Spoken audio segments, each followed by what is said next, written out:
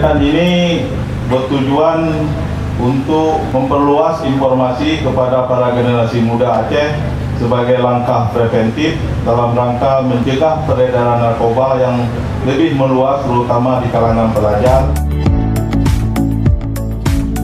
Pemerintah Aceh melalui Dinas Pemuda dan Olahraga Aceh pada beberapa tahun terakhir turut mengambil bagian dalam kampanye pencegahan penyalahgunaan narkoba melalui kegiatan penyuluhan, pencegahan penggunaan narkoba di kalangan generasi muda Aceh.